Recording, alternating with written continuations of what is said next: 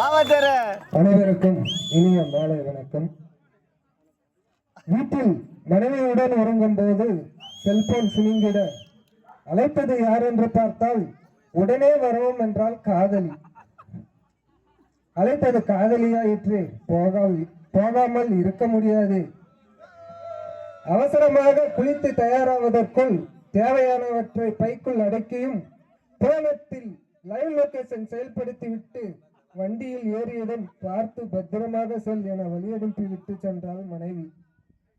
நான் காதலி இருக்கும் இடத்தை அடைந்ததும் கோபத்துடன் கேட்டாள், ஏன் 2 நிமிடம் தாமதம் என. ஏதோ முக்கியமான பிரச்சனை, உடனே செல்வதற்குத்தான் அழைத்திருப்பாள் என பார்த்தால் இங்கேயே கொஞ்ச நேரம் காத்திரு என்றாள்.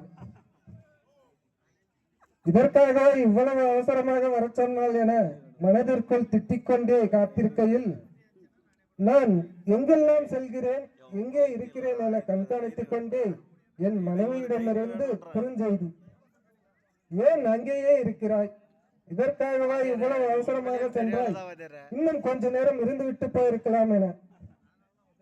காதலி பாவம் என்றதும் வண்டி ஏறி திட்டமிட்ட இடத்திற்கு சென்றோம்.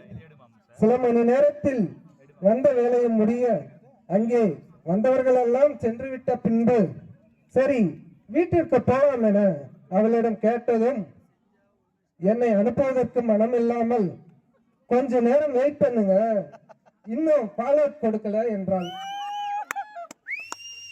என்னை பிரிய மனம் இல்லாமல் இன்னும் கொஞ்ச நேரம் இரு என்று காதலியும், ஏன் இவ்வளவு நேரம், சீக்கிரமா வீட்டிற்கு வா என்று மனைவியும்.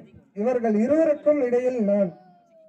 இப்பொழுதெல்லாம் என் மீது உனக்கு பாசமே இல்லை என்று என் மனைவி கேட்க அவர்கள் இருவரிடமும் பலமுறை சொன்னதுண்டு, என் மனைவிதான் முக்கியம் என.